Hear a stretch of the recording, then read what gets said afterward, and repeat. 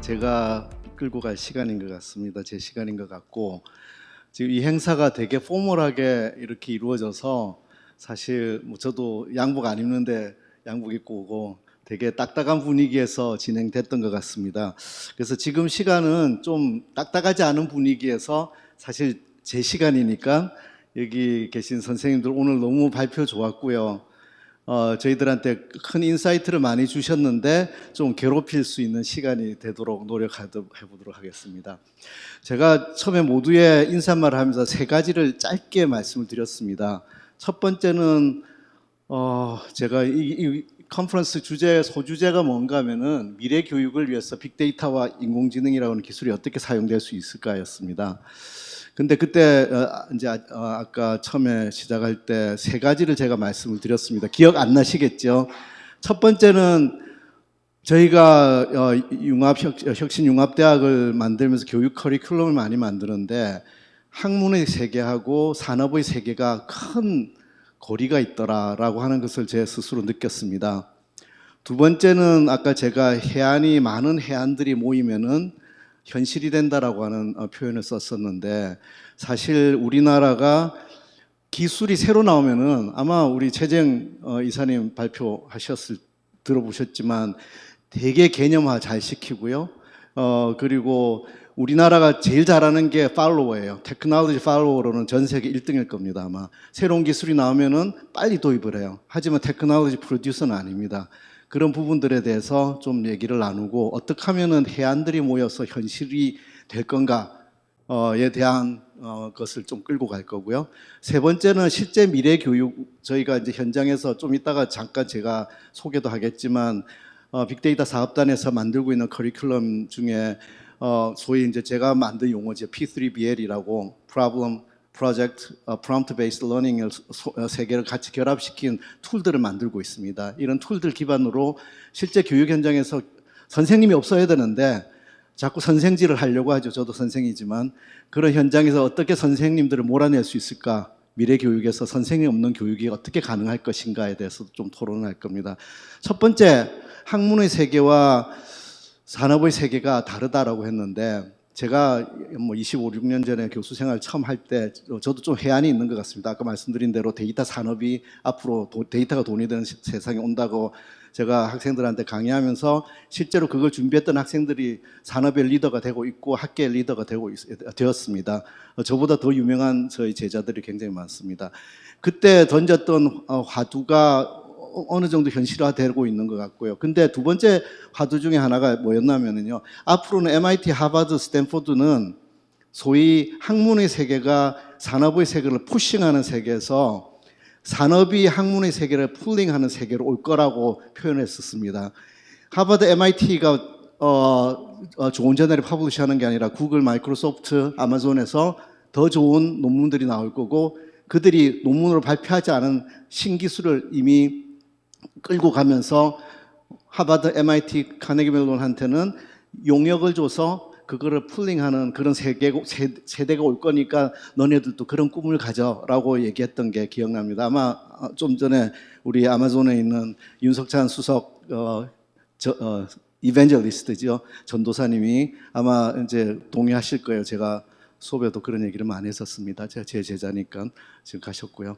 그래서 화두가 첫 번째 질문.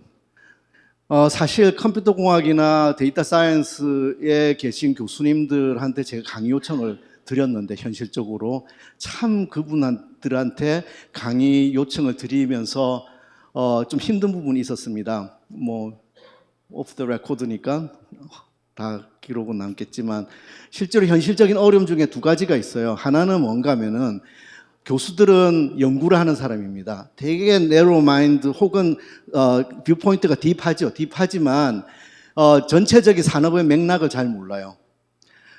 근데 저희 제자들이 5년에서 7년 동안 PhD, MS를 공부를 하는 동안에 그 과정의 시간을 보내는 게 제가 생각에 약간 헛수고가 아닐까라고 생각이 들어요. 교수가 아니면은 PhD 받을 필요가 없지 않습니까? 뭐 높이 경영자가 될 거면 모르겠지만 사실 PhD를 받는 과정에서 정말 그 인사이트를 잃어버리는 경우도 있어요. 연구에 대한 인사이트는 있을지 모르지만 산업에 대한 느낌, 감이라고 하는 것이 떨어지는 경우도 있는 것 같아요. 근데 교수들은 대부분 학자로서 연구에 집중을 하기 때문에 실제로 새로운 산업을 끌고 가는 그런 학문적인 내용을 전달하는데 굉장히 어려움이 있는 것 같아요. 그리고 교과서에 배우는 내용들은 굉장히 아웃데이티드 돼 있어요.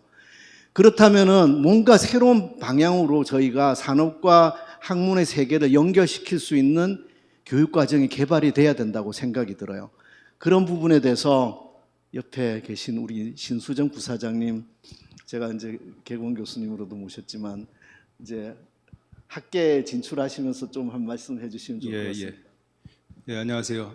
저는 KT에서 B2B 사업을 총괄하고 있는 신수정이라고 합니다. 사실 저는 이제 뭐 빅데이터 영역을 맡고 있거나 또는 그쪽에 무슨 엔지니어링을 책임지는 사람은 아닙니다.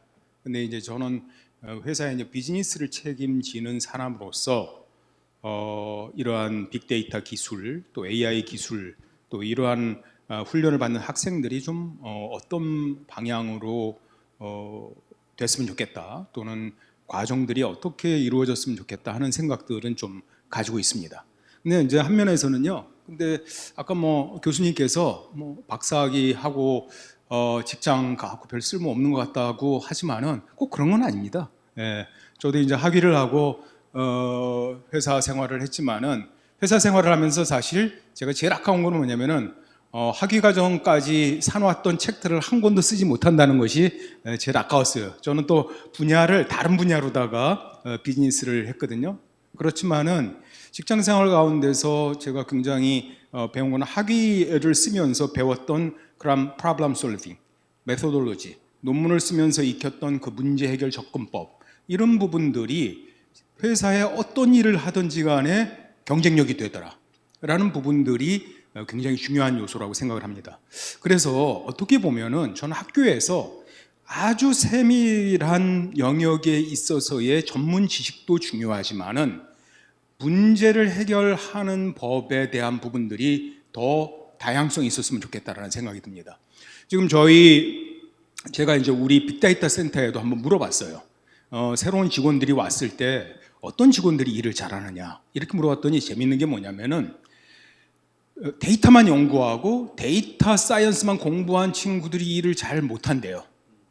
왜 그러냐면은 회사도 두 가지 종류가 있습니다. 이 일이 예를 들면 학교에서 일하는 거와 비슷한 부분에서의 어떤 알고리즘을 만든다든지 어떤 테크니컬 솔루션을 만드는 부서가 있지만은 대부분의 기업에서는 이러한 기술을 응용해서 어떤 서비스나 솔루션을 만들거나 사업을 하는 거거든요.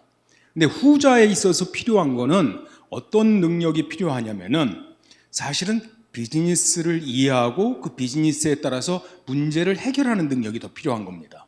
사실 옛날에는 우리 데이터 쪽에 데이터 분석하고 이 자체의 기술력이 별로 없었어요. 그래서 이 기술력이 높은 인력 자체가 많지 않았기 때문에 그런 인력들을 막 기르고 양성하는 것이 굉장히 중요했습니다. 근데 지금은 굉장히 그러한 수준들이 높아져 버렸어요. 그래서 이러한 정도의 기술을 가진 사람들은 이제 많이 나타났습니다. 근데 이제 이러한 기술을 가지고 비즈니스 도메인에서 분석을 하고 문제를 풀어야 되는데 이 친구들이 들어와 가지고 비즈니스를 이해를 잘 못한다는 거예요. 그래서 거꾸로 뭐냐면은 경영이나 마케팅을 공부한 친구들이 데이터 사이언스를 공부한 친구들이 더 속도가 빠르다는 겁니다. 그래서 저는 한면에서는 이제 데이터 사이언스에 대한 빅데이터에 대한 커리큘럼에도 경영에 대한 부분, 그러니까 비즈니스를 이해하는 부분이라든지 마케팅에 대한 부분이라든지 또 프로블럼 솔빙에 대한 부분, 이러한 부분들이 좀 접목돼야 된다라는 생각을 좀 하고 있습니다. 기업에 가면은 사실은 도메인 지식이 되게 중요하거든요. 그 도메인에서 어떤 문제를 풀어나가는, 단순하게 데이터만 보고 데이터만 처리하는 사람은 맨 밑에 레벨이죠. 좀 더 가면 그 도메인의 문제를 풀어야 되니까 도메인 지식이 필요하는데, 사실 학교 다니면서 그렇다고 해서 여러분들이 미리서부터 뭐 금융이 어떻게 돌아가는지, 통신이 어떻게 돌아가는지 알 도리는 없다 이거죠. 그러면은 그러한 도메인에 왔을 때도 언제든지 그것에 적합하게 빨리 배울 수 있는 능력. 그러려면 기본적인 그런 어프로치에 대한 지식이 있어야 되거든요. 비즈니스에 대한 지식. 저는 이게 이제 한쪽이고요. 또 한쪽에 또 필요한 부분들은 이런 부분입니다. 뭐냐면은 일을 할 때 큰 조직 같은 경우는 여러 가지 펑션을 나눠서 일을 할 수가 있어요. 그러니까 데이터 분석하는 사람 데이터 분석만 하고, DB를 다루는 사람 DB만 하고, 클라우드 다루는 사람 클라우드만 하고, 서버 다루는 사람 서버를 다루기로 하는데, 그렇지 않게 돌아가는 프로젝트들이 최근에는 되게 많아졌어요. 그리고 데브옵스 방식으로 돌아가는 프로젝트도 많아지고, 그러면은 데이터 분석가가 데이터 분석만 할 줄 알면 안 되거든요. 이 친구들이 클라우드도 좀 할 줄 알아야 되고, 사실 서버에 대한 이해도 조금 가져야 되고, 그래서 이런 부분들을 연결해서 자기가 작은 세트를 E2E로다가 할 수 있는 능력도 저는 있어야 된다는 거 보거든요. 그렇지 않으면 뭐냐면은 E2E로 프로젝트를 못 해요. 항상 뭐냐면은 여러 사람이 뭉쳐갖고서 자신의 컴포넌트만 일해야 되는 부분들이 있습니다. 학교에서 논문을 쓰는 거라면은 괜찮아요. 학교에서 논문을 쓰는 거라면은 굉장히 작은 부분에서 거기에서 성과를 내면 되는데, 비즈니스 문제를 푸는 거는 좀 다른 얘기거든요. 특히 스타트업 같은 데 가면은 사람들이 많지 않습니다. 펑션별로다가 해야 될 사람이 많지 않은데, 스타트업에서는 혼자서 북치고 장구치고 해야 되거든요. 근데 나는 데이터를 갖춰서 그 분석만 할 줄 알아. 이렇게 되면은 문제 해결이 안 되는 겁니다. 그래서 이제 학생들을 기를 때 학생들을 어떻게 기를 건가가 저는 초점이라고 봐요. 학생들이 대학이나 대학원에서 나와서 교수가 될 거냐, 또는 어떤 테크니컬한 테크 기업에 가고 거기에서 특정 그 테크에 대한 부분들을 중심적으로 할 거냐, 이런 경우는 지금의 커리큘럼도 저는 괜찮다고 봅니다. 그렇지만은 모든 학생이 다 이쪽으로 가는 건 아니거든요. 아마 이런 분야로 가는 경우는 제 생각에는 뭐 3분의 1 정도가 아닐까 싶습니다. 나머지 3분의 2 정도는 비즈니스 도메인에 가서 이제 문제를 해결하거나, 또 스타트업에 가서 문제를 해결하고 솔루션을 만들어내고 서비스를 만들어내는 일들을 할 거란 말이죠. 그러면 이러한 부분 영역에서는 아까 제가 얘기한 그 두 가지의 부분들이 굉장히 필요하다고 저는 생각이 듭니다. 그래서 이러한 영역들을 좀 같이 우리 그 교육 프로그램에 같이 넣어서 가능하면은 학생들이 조금 더 전체적인 부분들을 배울 수 있도록 해주는 거. 그래서 사실 그게 세부적으로 하는 것들은 회사 가서 하면 되는 겁니다. 저는 그렇다고 해서 학교가 뭐냐면은 무슨 회사를 위한 사관학교가 되는 건 적절하지 않다고 봅니다. 왜냐하면 기본기를 가지는 데가 학교고, 문제를 어떻게 해결하는가 방법들을 익히는 데가 학교지, 무슨 회사에서 1년차, 2년차가 배울 걸 미리 배우는 게 학교는 아니라고 생각하거든요. 그래서 지금과 같이 어떤 문제를 해결하고 논문을 쓰고 딥하게 하는 그런 부분들은 충분히 좋다. 그런데 여기에 학생들이 좀 더 이 부분들의 다양한 컴포넌트들을 적절하게 섞어서 회사에서 일할 수 있도록, 아까 한쪽에서는 비즈니스 도메인에 대한 그러한 과정들, 또 한쪽에서는 데이터 외에 인프라에 대한 부분, DB에 대한 부분, 서버에 대한 부분, 이런 부분들을 같이 아우를 수 있는 부분들, 이런 부분들이 선택적으로 있어서 이런 쪽에 기업으로 가려고 하는 그러한 커리어를 가진 학생들은 그런 부분들을 준비할 수 있도록 해주면 좋겠다 하는 게 제 생각입니다. 네, 사실은 제가 좀 유도했던 부분이 뭔가 하면은 우리 빅데이터 AI 기반으로 교육 커리큘럼에 있어서 우리가 길러야 되는 핵심적인 역량이 무엇인지를 마음속에 품고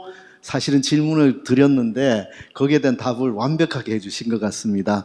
그리고 또 한편으로는 제가 제 스스로를 부정했는데, 교수로서 PhD로서 부정했는데 그것까지도 잘 챙겨주셔서 너무 감사합니다. 다시 정리를 하자면 첫 번째 역량은 우리가 PhD가 되었건 MS가 되었건 실제로 그 학교에서 딥한 연구를 하는 사람들이 가질 수 있는 통찰력이라고 하는 그 역량을 놓고 봤을 때는 실제로 프로젝트를 수행했던 사람, 그걸 통해서 그게 작은 문제를 하더라도 프로젝트를 수행한 사람만이 가질 수 있는 역량이고, 사실 학부 교육에서는 그게 좀 힘들다는 거죠. 그래서 어떻게 학부 교육에서도 우리가 박사 논문을 쓰듯이 프로젝트를 작은 미니 프로젝트를 하더라도 그걸 이제 만들 수 있는가가 되게 중요한 화두라고 생각이 듭니다. 두 번째는 물론 데이터 분석이라 탄탄한 어떤 파운데이션을 한 테크놀로지에 대한 이해는 학부 교육에서 컴퓨터 공학이나 데이터 사이언스 잘하지만 세상을 보는 눈, 다시 말해서 세상의 맥락 안에서 프로블럼을 정의할 수 있는 역량이 필요하다라고 말씀을 하신 것 같습니다. 그래서 깊이 있는 프로젝트를 할 수 있는 인사이트와 두 번째는 프로블럼을 어떻게 잘 정리할 수 있는지에 대한 세상에 대한 지식과 그리고 문제를 해결하려고 하는 그런 어떤 절차적인 논리성 이런 것들이 겸비해야 된다라고 이해를 하면 되겠죠. 그래서 그냥 뭐 사관학교 같이 그런 교육이 아니라 정말 충분히 학부 교육에서도 프로젝트와 프로블럼을 잘 경험할 수 있는 그런 교육 시스템이 돼야 된다는 거로 이해가 될 것 같습니다. 네. 혹시 지금 우리 박진호 이사님은 구글에서 굉장히 많은 교육 프로그램을 만들고 계시잖아요. 그러면서 산업 현장에서 실제로 구글 현장에서 그 교육을 만들 때와 근데 학교에서 만들고 있는 그런 어떤 교육 커리큘럼하고의 괴리 같은 걸 좀 느껴보신 적이 있으신가요? 예. 예, 저는 구글 클라우드에서 이제 공공사업 부문을 담당을 하고 있습니다. 이제 뭐 정부, 지자체, 뭐 교육청, 학교를 담당을 하고 있는데요. 어제 안 그래도 마침 그 모 지자체에서 이제 가장 관심 있는 영역 중에 하나가 청년 실업을 해결하는 부분이에요. 그러다 보니까 지자체 차원에서 저희 구글이 가지고 있는 커리큘럼을 가지고 뭐 AI 빅데이터 전문 뭐 인재 양성 과정 이런 프로젝트를 많이 진행을 하고 있는데 어제 오후에 제가 한 31명 정도 그 취준생 그다음에 이제 졸업을 앞둔 학생들에 대한 인터뷰를 진행을 했어요. 이제 물론 이제 블라인드로 진행을 하면서 가장 좀 인상 깊었던 학생이 있어서 좀 예를 들면은 이제 그 친구 같은 경우에는 이제 통계학과를 졸업을 했더라고요. 그러면서 제가 가장 먼저 질문을 던졌던 질문 중에 하나가 왜 이 과정을 지원을 했냐라는 질문을 이제 제가 항상 먼저 던지는데 그 친구 같은 경우에는 학교에서 여러 가지 뭐 이론 교육이나 실습 교육을 받았지만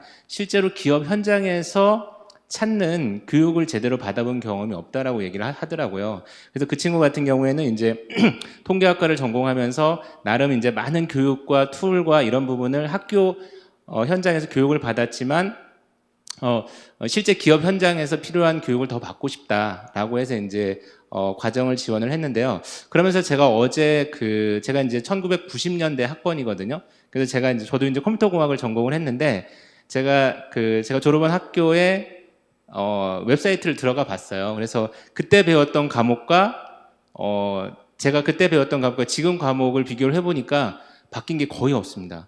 어떻게 보면 거의 한 30년 전에 배웠던 교육 과정을 지금도 배우고 있더라고요. 근데 이제 실제 저희 같은 경우는 뭐 AI나 빅데이터나 뭐 메타버스나 다양한 전문가를 실제로 이제 필요로 하는데 막상 학교를 졸업하고 나서 이런 교육을 제대로 받지 않으면 취업하기가 너무 어려운 상황인 것 같더라고요. 그리고 이제 작년 가을에 이제 모 일간지에서 전국에 있는 대학교의 순위를 매긴 것 중에 하나가 취업률에 대한 그 순위 조사가 있었는데 제가 깜짝 놀란 것 중에 하나가 아마 여러분도 잘 모르는 대학일 수도 있어요. 물론 제가 대학이 어디 대학이라고 말씀드리긴 좀 그렇지만 그 대학이 전국에 그러니까 이제 뭐 여러분들께서 많이 아는 대학을 제치고 4위에 올라갔더라고요. 그래서 이 대학은 어떻게 취업률이 이렇게 높은가라고 나름 이제 조사를 해보고 봤더니 대학교 2학년 때부터 실제 산업 현장에서 쓰는 기술이라든지 그다음에 산업 현장에서 전민가를 초빙을 해서 그러한 부분을 실제 이제 정규 커리큘럼으로 넣고요. 그다음에 3학년, 4학년부터는 실제 이제 산업 현장으로 취업을 나가고 수업은 저녁에 아니면 하이브리드 형태로 수업을 받는 이런 부분을 채택을 하고 있더라고요. 그러다 보니까 아무래도 상대적으로 이제 취업률이 상당히 높았던 것으로 기억을 하고 있고요. 저 같은 경우도 이제 엔지니어나 이런 분들을 인터뷰를 보게 되는데 저희가 이제 가장 중요하게 여기는 부분이 뭐냐면 실제 학교를 다니거나 아니면 이전 직장에서 어떠한 프로젝트를 진행을 했고 그러한 프로젝트를 진행할 때 어떠한 어려운 점이 있었고 그 부분을 어떻게 제대로 해결을 했는지에 대한 부분을 가장 높은 점수를 주고 있거든요. 그러다 보니까 아무래도 이제 교육 과정에서도 이러한 부분에 좀 더 뎁스 있는 실제 산업 현장에서 쓸 수 있는 기술들을 실제 정규 커리큘럼이나 이런 부분을 또 가져와서 교육을 한다라고 하면 아무래도 많은 학생들이 고민하는 취업이나 이런 부분에도 상당히 많은 도움이 될 것 같습니다. 그 마이크로소프트와 구글이 그 교육 쪽에서 굉장히 앞서가는 이유 중에 하나가 아까 뭐 이제 최재형 이사님도 발표를 하셨지만 굉장히 많은 데이터를 갖고 있고요. 굉장히 좋은 거의 완벽한 툴을 갖고 있어요. 플랫폼을 가지고 있어요. 그게 산업이 됐건 교육이 됐건 현장에 쓸 수 있는 그런 내용으로 구성이 되어 있는데 물론 KT도 갖고 있고 팔란티어도 갖고 있고 하지만 특히 두 회사 같은 경우는 뭐 아마존도 그렇겠지만 근데 이게 사실은 서울대학교에 실제 정규 커리큘럼에 들어오기가 참 힘들어요. 여러 가지 이유가 있어요. 왜 그런가 하면 그 중에 한 이유가 여기 회사들은 영업하는 회사야. 외국계 툴을 파는 회사야 라고 하는 인식 때문에 그런 거예요. 그렇다면은 그걸 극복하면서도 사실 최소한 저희 빅데이터 사업단에서 정규 과정으로서 그냥 영업하는 구글, 마이크로소프트를 리프레젠트 하는 게 아니라 실제로 우리나라 대학 교육을 좀 혁신시켜주는 마인드를 가지고 어떤 역할을 해주실 수 있을 것 같아서 제가 계속 요청을 드리는 거거든요. 그렇다면은 그런 부분은 정말 영업 마인드가 아니라 좀 약간 좀 델리킷한 이슈이기는 하지만 영업의 마인드가 아니라 어떻게 하면은 제가 이제 마이크로 디그리 얘기도 많이 드렸잖아요. 실제 학생들이 필요로 하는 교육 과정에 가지고 계신 뭐 여러 가지 좋은 자산들을 활용할 수 있을 것인지에 대해서는 여기서 다 얘기하기는 좀 힘들 것 같고 최재형 이사님 제가 다른 질문 때문에 좀 이따가 말씀드리도록 하겠습니다.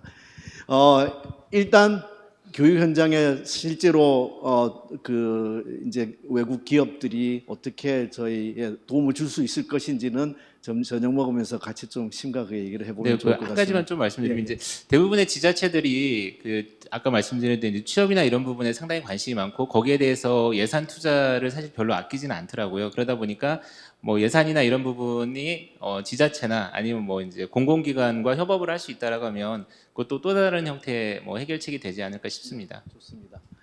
그다음 두 번째 제가 끌고 가고 싶은 질문은 아까 제가 해안들이 모여서 미래에 대한 해안들이 모여서 현실을 만든다고 했는데 저도 해안이 있었거든요. 근데 현실이 안 됐어요. 그 이유가 뭔가 하면은 같이 연결돼서 같이 일할 수 있는 사람들이 되게 적었어요. 특히 우리나라 산업과 학계는 되게 프래그멘티드 되어 있어요. 그래서 연결된다는 게 굉장히 쉬운 일은 아닙니다.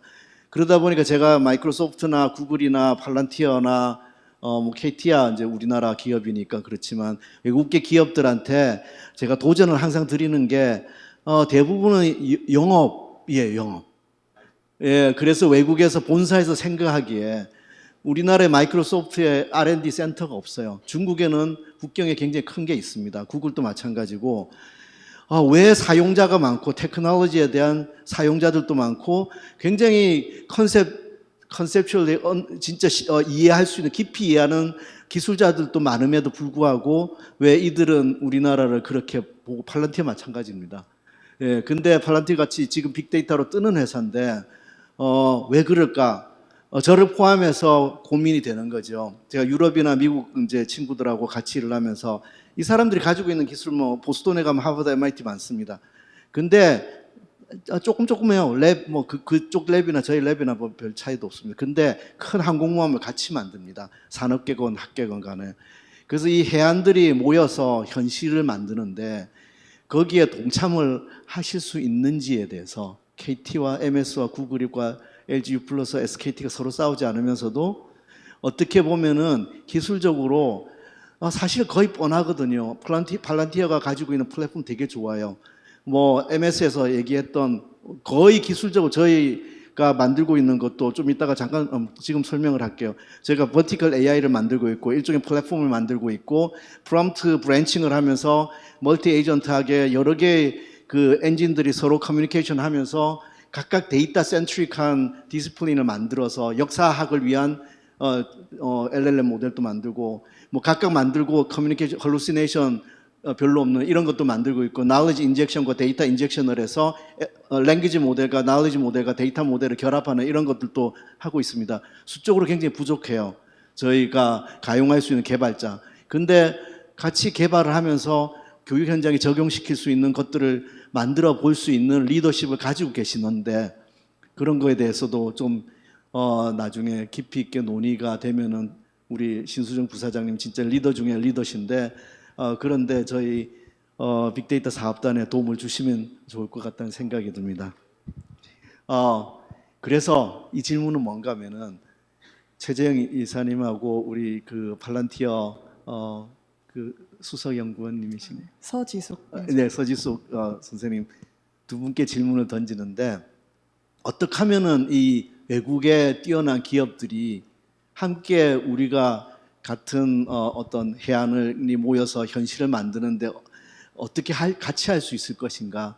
오히려 그게 본사한테도 오히려 역으로 리더십을 주장할 수 있는 계기가 될 수 있을 것 같은데 혹시 그런데 좀 아이디어가 있으시면 뭐 지금 다 답을 못 하시겠지만 생각나시는 게 있으시면 좀 말씀해 주시면 좋을 것 같습니다. 네, 우선 질문 자체가 너무 거대한 범위여서 제가 말씀을 드리기 좀 조심스러운 부분이 있긴 한데요. 우선 저도 마이크로소프트에 들어와서 한 가지 느낀 것 중에 하나는 생각보다 많은 한국 분들이 마이크로소프트 본사에서 일하십니다. 그리고 각계의 요소에 정말 많이 있고요. 그렇다 그러면 우선 접근할 수 있는 좀 장기간의 방법이긴 하겠지만 보통 저희가 한 가지가 되게 굉장히 어려워하는 것 중에 하나가 외국계 기업 그리고 외국의 본사에 지원하는 프로세스거든요. 그런데 그런 프로세스를 좀 적극 활용시켜서 예를 들어 저희 같은 마이크로소프트에 일하거나 구글에 일하시는 한국 분들을 이용하신다거나 혹은 여러 가지 레퍼런스 제도 그다음 또한 마이크로소프트에 대한 먼저 선제적인 여러분의 스터디와 관련된 논문들 그런 것들을 준비하셔서 그리고 추가적으로는 마이크로소프트, 구글이 있긴 하지만 저희 마이크로소프트도 마이크로소프트 R&D라고 치시면 R&D 그룹이 따로 있습니다. 그리고 여기에 굉장히 생각보다 많은 논문들 아까 교수님께서 얘기하신 기업이 오히려 논문을 풀링하는 형태로 작업되는 형태들이 굉장히 많습니다. 이런 걸 토대로 우선은 롱 플랜이긴 하지만 우선은 여러분들이 마이크로소프트 본사에 지원하시고 본사의 핵심 개발자 혹은 핵심 매니저가 되신다면 아무래도 좀 더 길이 여러 가지 방법으로 열리지 않을까 합니다. 제가 질문 드린 건 그런 건 아니고요. 마이크로소프트를 네. 리프레젠트 하지 말라는 뜻이었는데 더욱더 강하게 팔란티어 서지숙 선생님 말씀해 주시면 좋을 것 같은 제가 질문 드리는 건 이거였습니다. 회사의 옷을 벗고 제가 이제 조만간 데이터 산업연구소를 만들 거거든요. 서울대 내에. 그러면 데이터 관련되는 기업들이 다 함께 모여서 어떻게 보면 파트너사들을 또 만들 수 있고요. 그리고 뭐 나의 자회사도 만들 수 있고 아니면은 내가 멘토링 했던 사람들을 통해서 내가 또 다른 어떤 비즈니스 모델을 창출을 할 수도 있고 되게 다양한 방법이 있을 것 같아요. 우리 최재형 이사님과 박진호 이사님이 함께 모여서 구글과 마이크로소프트가 손을 잡고 교육과정도 같이 만들 수도 있을 것 같고 여러 가지 대안들은 방법론들이 있을 것 같고요. 만약에 저희가 이제 그 데이터 창업이라는 교과목도 만들 생각입니다. 그래서 실제로 한 3, 4학년 정도 학생들이 창업을 할 수 있게끔 하고 KT와 저희가 MOU를 맺어서 KT 데이터를 아까 저기 본부장님 발표도 하셨지만 KT 데이터 다 활용할 수 있다고 했으니까 진짜 구체적으로 그 데이터를 가지고 KT 자회사도 만들 수 있는 거죠. 이런 걸 할 때 이제 팔란티에서 생각하실 때 아까 제가 이제 화두는 그 정말 기업에서 기업은 프라이버시가 있고 그 다음에 기업의 나름의 어떤 프로핏을 내기 위한 컨플릭트가 생기겠죠. 그런 것들을 피하면서 어떻게 기업 입장에서 좋은 비즈니스 모델이 될 수 있을까에 대해서 한번 생각해 보신 적은 있으실까요? 네. 좀 거대한 질문인데요. 우선 사실 팔렌티어라는 회사가 사실 독특한 게 국내가 영업 조직이거나 뭐 국가별로 어디서는 개발을 하고 어디서는 좀 더 유지 보수를 한다든지 그런 구분은 없고요. 지금 국내도 영업 조직이 소수입니다. 그러니까 엔지니어들이 각 현장에 있어야 된다라는 게 좀 만트라인 회사다 보니까 그럼 반대로 이제 이런 좀 조직에서 전 영역의 엔지니어들이 있는 회사가 어떻게 빠르게 제품을 계속해서 개선시키고 또 그 엔지니어들을 어떤 기준으로 그러면 관리하고 중앙적으로 또 필요한 곳에 이제 보낼까라는 관점을 보면은 제가 느낀 거는 국내에서도 엔지니어에 대한 수요가 굉장히 높고요. 다만 이제 팔란티어 이제 아시는 분들 아시겠지만 이제 그 엔지니어 그 입사 과정이 굉장히 어렵기로 소문이 난 회사 중 하나인데 제가 본 결과는 이 특정 학교나 특정 교육 과정에서 나온 분들이 취업하는 곳이 아니라 정말 다양각습합니다. 근데 그 안에서 실제 이제 앞서 말씀할 수 있지만 공통되는 점은 이 엔지니어가 어떤 교육을 받았고 어떤 이제 기술 혹은 자격증, 어떤 지식을 갖고 있는 거는 사실 둘째로 보고요.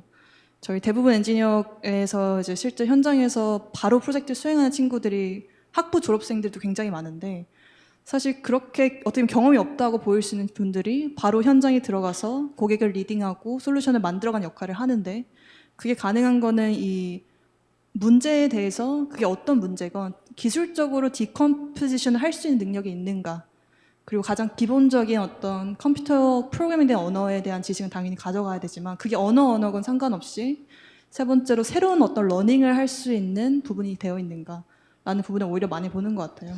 제가 온톨로지라는 분야를 한국에 소개한 사람 중에 한 명인데요. 온톨로지 엔지니어를 기르기가 굉장히 힘들어요. 팔란티어는 제가 알기로는 가장 탑의 온톨로지 엔지니어로 구성이 되어 있고요. 그리고 한국에는 사실 제대로 온톨로지를 모델링을 할 수 있는 인력들이 굉장히 찾기가 힘듭니다. 만약에 저희가 교과 과정에 온톨로지, knowledge graph 이런 걸 한다면은 사실 팔란티어하고 같이 교과목을 개발하면 굉장히 좋을 것 같다는 생각은 들거든요. 그래서 네. 그런 점도 한번 고려를 해주시면 너무 좋을 것 같습니다. 사실 조금 첨언을 드리면 희망이자 첨언을 드리면 저희가 이제 그런 과정을 고객사에 굉장히 많이 진행을 드려요. 아무래도 저희한테 핸드오버를 받으시고 직접적으로 기업 내 운영과 확산을 하시는 역할들을 가져가시는데 이 부분들이 배경이 이제 현업분들이세요. 대부분의 경우. 특히 이제 경력이 좀 되신 분들은 데이터 사이언스라는 어떤 언어를 다루신 분들도 아니고 그런데도 불구하고 금방 사실 흡수를 하십니다. 근데 그 가능한 이유는 이제 결국 어프로치인 거죠. 그래서 그런 프로세스나 사실 방법론을 저희가 전달을 드릴 수 있으면 그걸 어떤 도구를 하느냐에 대한 부분은 사실 어떤 판별의 능력이라고 보고요. 그 부분은 네 저희가 네. 좀 희망을 드리고 싶습니다. 저희가 지금 교과목을 데이터 사이언스나 컴퓨터공학, 통계학 중심이 아니고요. 물론 그 과목들도 저희가 탄탄하게 가르치지만 되게 중요한 부분이 빅데이터 사업들은 데이터 센트릭 디시플린이라고 하는 새로운 영역을 개척하고 있습니다. 인문대, 사회대, 자연대, 음대, 미대 다 포함을 해서 생활과학대 다 포함을 해서 각 영역의 도메인 스페시픽한 분야에서 새로운 데이터 중심의 교과목을 만들고 있습니다. 그러다 보니까 실제로 각 문제 영역별로 온톨로지 모델링을 하거나 데이터 분석에 대한 인사이트 이런 것들은 각 과목의 선생님들이 굉장히 잘 하세요. 그래서 오히려 컴퓨터 공학적인 것보다는 각 영역별로 뭐 경영학, 뭐 이번에는 저희가 데이터 팔러시, 데이터 정책학 마이크로 디그리도 행정대학원 교수님들하고 같이 만들 거고 이러는데 그래서 그런 점에서 본다면은 굉장히 새로운 어떤 데이터의 모델링 관점에서 좀 접근을 해볼 수 있고 팔란티어도 굉장히 도움을 받을 수 있을 거라고 저는 생각을 합니다. 네. 그 다음에 이제 그 새로운 데이터 애널리틱스 마케팅 분야가 어떻게 보면은 가장 선두에서 뭐 에드텍이라고 표현도 하고 있으시죠. 혹시 이거는 좀 가벼운 질문이긴 한데 그 학생들 역량을 관점에서 본다면은 어떤 전공의 학생들이 가장 뛰어나나요? 회사에서 그냥 생각나신 대로 주위에 질문이 잘 안 들렸는데. 질문이 전공 놓고 봤을 때 에드텍 회사를 운영을 하시면서 그 데이터 분석을 마케팅 쪽에서 하실 거잖아요. 분석가로서의 역량 중에서 백그라운드가 어떤 분야에 전공을 했던 학생들이 그래도 회사에 가장 참 적합하다고 생각을 하시나요? 어떤 아까 우리 신수정 부사장님은 경영학 분야에 공부를 했던 학생들이 굉장히 좋다라고 말씀을 하셨는데 네, 저희 회사는 한 100명 정도 지금 구성원이 있는데요. 대부분 이제 그 중에 엔지니어들도 있고, 사이언티스트도 있고, 그다음에 이제 마케터들도 있습니다. 근데 이제 당연히 이제 저는 기업에서 이렇게 저희 뭐 과를 어떤 과가 잘한다라는 것보다는 제가 지금 믿고 있는 하나의 소신은 사실 집단 간의 차이보다 집단 내의 차이가 굉장히 크다라는 것을 저는 많이 느끼고 있어요. 그래서 같은 과를 나와도 어떤 친구는 훨씬 더 문제를 해결하는 능력이 됐건, 아니면 저희가 소위 일머리라고 하는데 다른 분야하고 융복합을 해서 이해를 하려고 그러고, 그리고 해결하는 능력들이 훨씬 뛰어난 친구들이 있는 반면에 동일한 대학에 동일한 과를 나와도 그게 안 되는 친구들도 사실 굉장히 많이 있습니다. 그래서 저희 아마 이제 여기 학생분들도 많이 계시는데, 저희 직원들이 MZ 세대의 친구들이 굉장히 많이 있습니다. 저희 한 30대 초반이 저희 한 평균 연령이니까요. 그래서 아마 이제 졸업한 지 얼마 안 되는 친구들로 상당히 많이 구성이 되어 있는데, 학교에서 이제 공부를 제대로 좀 하시고, 저는 이제 그렇게 비유를 많이 하는데, 자전거는 자전거의 역할이 있고요, 자동차는 자동차의 역할이 있는 것 같습니다. 에드테크라는 이 영역은 굉장히 빠른 판단과 또 엔지니어가 굉장히 단단해야지만 돌아갈 수 있는 영역인데, 이제 학교에서 어떻게 보면 자전거의 속도로 달릴 수 있었던 사람들이 그게 베이스가 돼서, 그래서 기업에 들어와서 빨리 달리는 것도 할 수 있는 거지, 학교에서 느리게 가는 거에 못했던 분들이 갑자기 빠른 속도에 적응할 수는 없을 거라고 생각을 하거든요. 그래서 좀 이게 뭐 질문하신 의도에 맞는지는 모르겠으나, 예, 저는 사실 어떤 특정 과라기보다는 본인이 사회적으로 풀고 싶은 문제들이 있는 것 같아요. 그러니까 다들 이제 인생의 목표도 다르시고, 내가 단순히 돈을 번다가 아니고 의미를 내가 어디서 찾고, 내가 30년 뒤에 내가 이쪽 분야로 가게 됐을 경우에 내가 전문가가 될 것이냐, 그리고 그 전문가라는 게 어느 정도 내가 사실 뭐 돈을 벌 수 있는 가능성, 혹은 내가 새로운 분야를 개척할 수 있는 가능성이 있는 거냐, 거기에 대한 투자에 대한 그 소신과 에너지에 따라 다르다라고 생각을 하는데, 그런 소신과 에너지가 있는 분들, 그리고 그게 적어도 셀프 모티베이션이 되는 분들은 과에 상관없이 굉장한 그 퍼포먼스를 내신다라고 생각을 하고, 반대로 아무리 좋은 대학에 좋은 과를 나오셨다 해도 그게 동의가 안 된다면 안 되는 경우들을 저는 굉장히 많이 봤기 때문에, 그래서 에드테크 영역도 아마 다른 분야와 마찬가지로 모티베이션이라는 게 굉장히 중요하고, 그리고 기초에 대한 그 연구가 좀 습득이 굉장히 중요하지 않나, 그렇게 생각을 합니다. 네, 사실은 제가 질문을 유도를 한 건 아닌데 제가 듣고 싶은 답을 또 주신 것 같습니다. 전공 불문하고 우리가 이제 인재상이에요. 우리 교육 과정에서 우리가 키우려고 하는 인재가 어떤 인재인가에 대한 고민을 제가 하고 있거든요. 그런 점에서 너무 좋은 말씀을 해주셨는데, 이제 제가 우연하게 그저께 어떤 분이 그런 얘기를 하더라고요. 국문과 교수님인데, 헤르만 헤세가 이런 얘기를 했대요. 책을 읽는다는 거는 여러 개의 방을 만드는 거래요. 근데 거기에 덧붙여서 저는 다중인격자도 여러 개의 방이 있어요. 그렇죠? 다중인격자와 정말 통찰력에 있는 여러 개의 방을 만들면서 이 여러 개의 방들 속에서 활동을 하는 사람은 누구인가, 그 방을 아름답게 만들고 또 방과 방을 이을 수 있는 통합적인 사고를 가질 수 있는 인재가 누구인가라고 하는 생각을 했습니다. 생명체가 가지고 있는 가장 중요한 특징 중에 하나가 오픈 시스템이에요. 외부적인 환경과 끊임없이 인터랙션을 하는 거거든요. 내가 만든 여러 개의 방들을 종합을 해서 그걸 같이 연결할 수 있는 통합적인 사고를 할 수 있는 인재라고 하는 얘기를 하신 것 같아요. 그래서 그렇다면은 이게 한 개인이 아니라 제가 아까 해안들이 모여서 현실이 된다고 했는데 결국은 각각 해안들은 하나의 방인 거예요. 이것들이 모여서 어떻게 우리가 구체적인 현실로 만들고 진화될 수 있는가. 저희가 이제 이름이 ELP라고 Evolved Learning Platform이라는 거를 만들고 있거든요. 여기에 되게 중요한 게 아까 제가 P3BL 하면서 마지막에 Prompt Based Learning인데 그냥 프롬프트 던져서 하는 프롬프트 엔지니어링보다 좀 나간 겁니다. 뭔가 하면은 메타인지라고 하는 건데 메타인지는 여러 개의 방들을 멀리서 바라볼 수 있는 또 다른 시선이죠. 그래서 이 프롬프트 엔지니어링에서 가장 중요한 건 메타인지를 어떻게 어세스먼트 할 것인가에 대해서 저희가 고민을 하면서 저희 장애학습팀에서 그걸 담당하는 심리학 박사도 한 분 이제 뽑았습니다. 그래서 메타인지에 대한 체계적인 프롬프트 엔지니어링에 대한 메타인지를 어떻게 어세스먼트해서 결국은 여러 개의 방들을 연결시킬 수 있는 통찰력이죠. 그런 인재를 키울 수 있는 프롬프트 엔지니어링 그리고 이제 저희가 학생들 통해서 프롬프트 라이브러리도 만들고 프롬프트 브랜칭이라고 하는 그런 기술들도 이제 만들 겁니다. 그래서 이런 것들이 결국 세 번째 제가 미래 교육에 좀 활용이 될 수 있다라고 생각이 듭니다.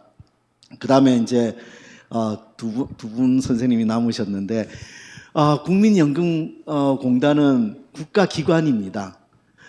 국가기관은 되게 이노베이티브, 그러니까 혁신적인 생각을 가진 사람들을 많이 뽑아야 되는데 국가기관이다 보니까 소위 우리는 국가기관 고리타분하다고 생각이 들어요. 대학과 국가기관이 제일 고리타분한 것 같아요. 예, 서울대도 아까 우리 부총장님하고도 이제 그런 얘기를 했는데 어떻게 혁신하기가 되게 힘들어요. 근데 혁신의 아이디어를 가진 사람들이 제가 생각에는 데이터를 많이 보는 여러 개의 방을 가지고 그 방을 통합할 수 있는 메타인지를 잘 활용할 수 있는 인재가 그 고리타분한 국가의 기관을 340개라고 하셨나요? 예, 국가기관의 어떤 새로운 혁신을 줄 것 같은데 혹시라도 선생님이 생각하시는 그런 혁신적인 아이디어를 국가기관의 빅데이터 관점에서 데이터의 관점에서 봤을 때 그런 인재를 통해서 어떻게 이건 진짜 어려운 질문입니다.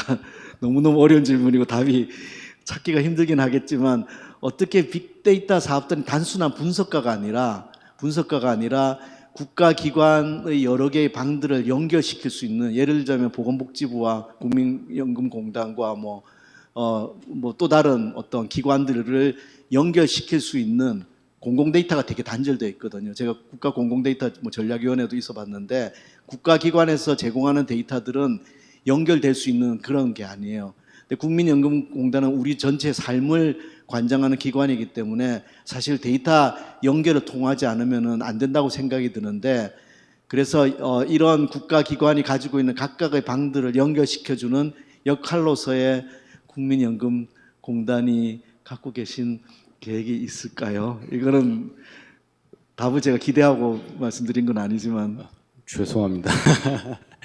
저희 공단은 학교만큼이나 굉장히 보수적인 집단입니다.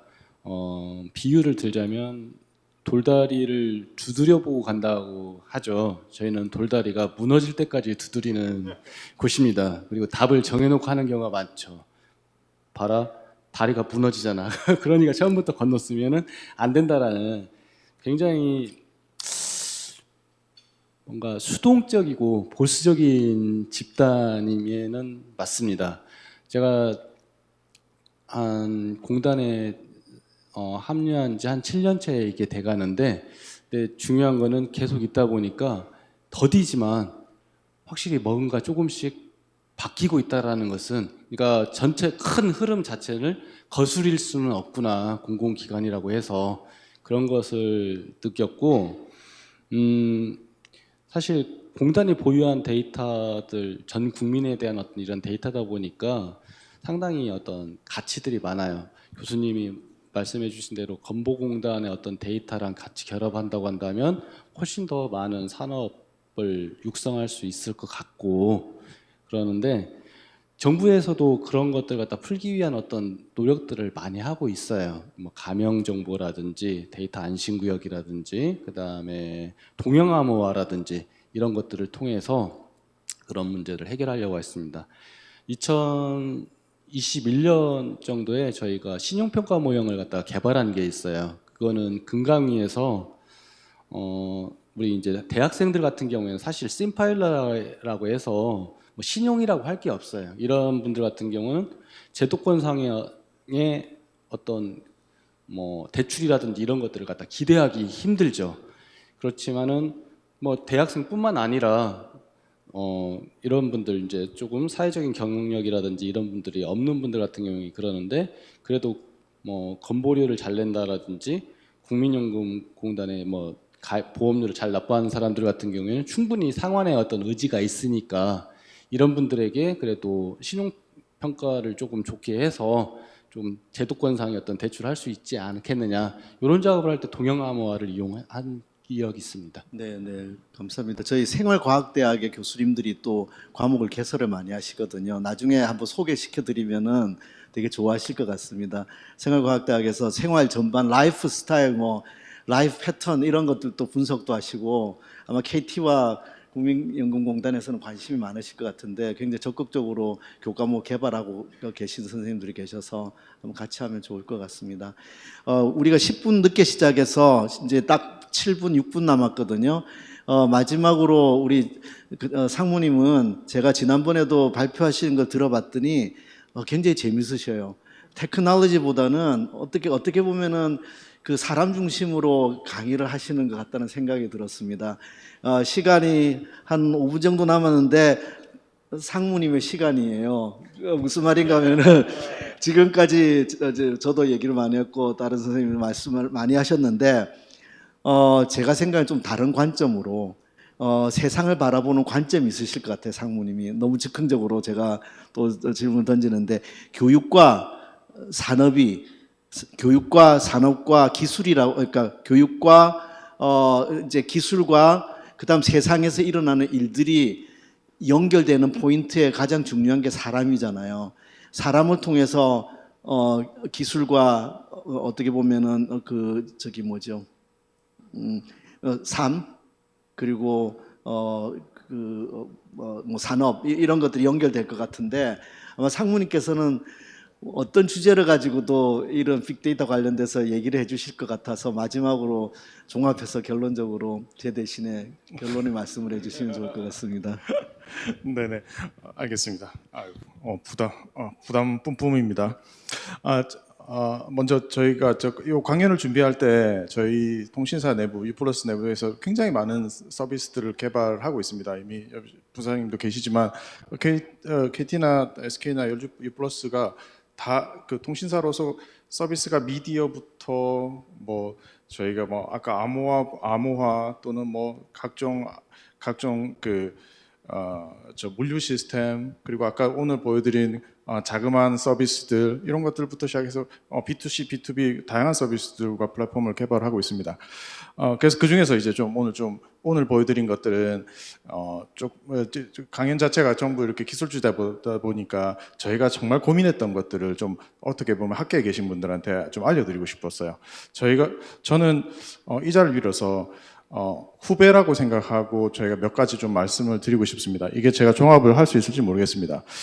저를 좀 지탱해왔던 첫 번째 여러 가지 경험 중에 있었는데 저희가 이제 회사 생활을 25년 정도 했는데 저희가 첫 생활을 했을 때 그 한 분이 아직 저한테 굉장히 잊혀지지 않는 분이 있어요. 저의 롤 모델이 됐는데 여러분들도 아마 그런 롤 모델을 이제 사회에 나가시면 겪으시게 될 것 같아서 먼저 말씀드립니다. 입사하고 나서 그 당시에 이제 과제 자체가 굉장히 선행 플랫폼을 개발하는 과제였고 그 과제를 굉장히 국내와 국외 캐나다에 있는 소프트웨어 회사에 똑같은 과제를 의뢰합니다.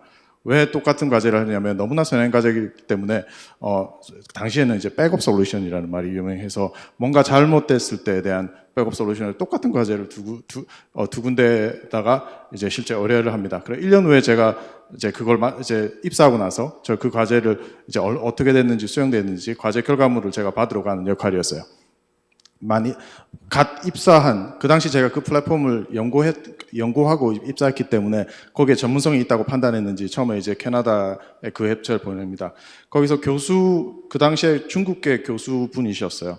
아직도 이름이 기억납니다. 칩왕이라는 분이 계셨는데 그분이 저한테 와서 제가 영문 이름이 쌀바야. 나는 이렇게 설계하고 우리 구성원들한테 이렇게 업무 분장을 했고 이렇게 다큐멘테이션을 써. 이런 디자인 패턴을 적용했고 이거는 조금 컨스트레인트가 있어. 하지만 요거는 이제 프로덕션 갈 때는 좀 유의해야 돼. 하지만 요거는 기본적인 동작은 이렇게 동작할 거야. 지금의 안드로이드 같은 플랫폼을 만든 거예요. 기본적인 거. 그 뼈대를 만들었어요. 그걸 장장 2주 동안 저한테 노하우를 다 전수해 줬었어요. 잘 받아왔죠.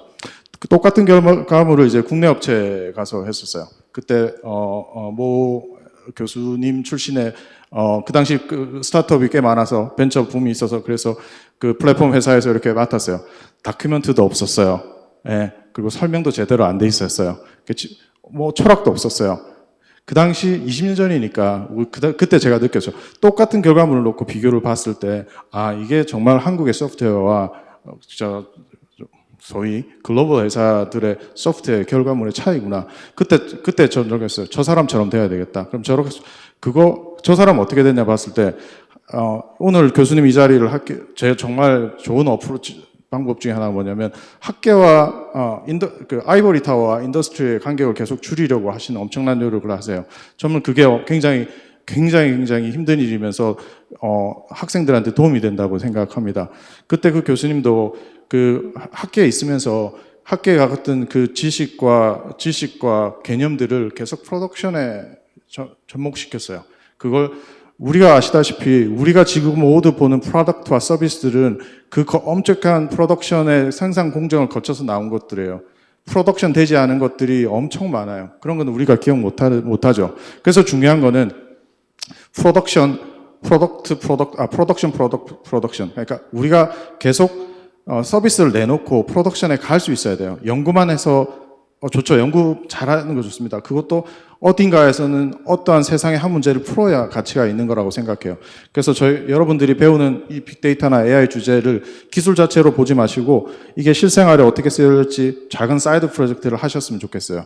꼭 프로덕션 할 수 있는 것들을 지금부터라도 해보셔야 됩니다. 프로덕트 디자인을 하실 수 있는 분들이 업계에서도 그렇게 많지 않아요. 진짜 잘하시는 분들은.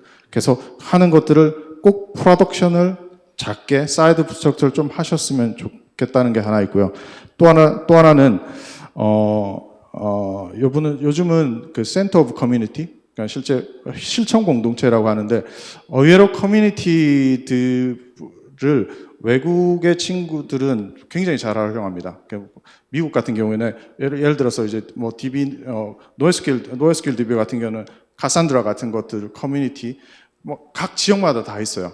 그런 커뮤니티들 서울에 계신 분들은 훨씬 더 유리하죠. 그런 커뮤니티가 다 서울 경기도에 있어서 저는 당시 대학 다닐 때 지방에 있었기 때문에 그런 커뮤니티를 한번 하러 오면 기차 타고 오거나 연례 행사처럼 왔었어요. 그런 커뮤니티를 잘 활용하셔야 되는 게 저희가 소프트웨어가 사람이 아까 말한 것처럼 사람의 집약체이기 때문에 사람이 중심이 되고 사람끼리 잘 지내야 됩니다. 제가 저희 회사에서 개발자를 최근 2년 동안 개발자를 가장 많이 뽑은 임원 중에 하나인데 첫 번째 제 원칙이 be kind입니다. 무조건 친절해야 되고요.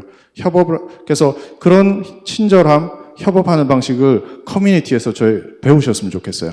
학교에서 배운 지식을 활용할 수도 있고요. 업계의 트렌드를 알 수 있는 가장 좋은 장소이기도 합니다. 세 번째는 라이딩입니다. 라이딩이 아니고 글 쓰는 건데 라이팅입니다. 라이팅입니다. 옆에 계신 부장님은 저 업계에서 또는 그 학계사 업계에서 인정하시는 굉장히 유명한 블로거이시고 멘토이세요. 그래서 저는 일요일 아침마다 링크드인에서 글을 기다립니다. 신수정 부장님이 글을 딱 올리시거든요. 근데 그 글을 처음부터 잘 쓰셨냐? 아니라고 하시더라고요.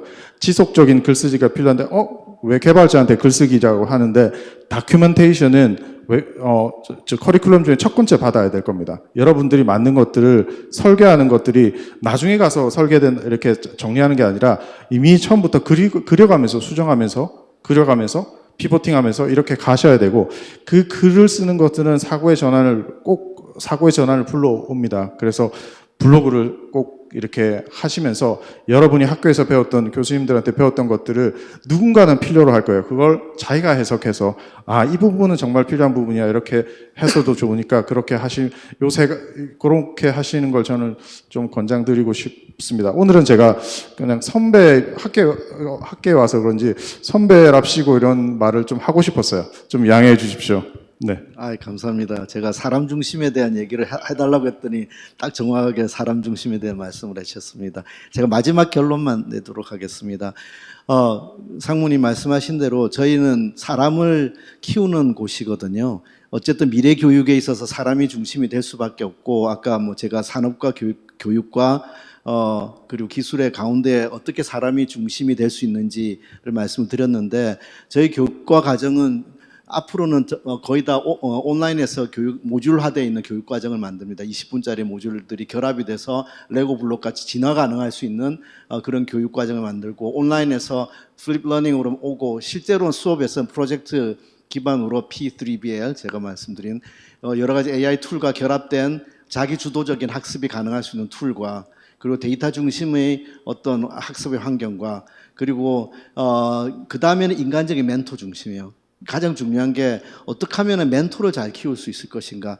교수님들은 좋은 강의를 잘 하시는 분들은 강의를 하시고요. 그 다음 멘토링을 잘 하실 수 있는 분들은 멘토링을 하는데, 저는 앞으로 어떻게 지금 여기 실제로 산업에서 굉장히 강의를 또 잘 하시는 선생님들이 많아요.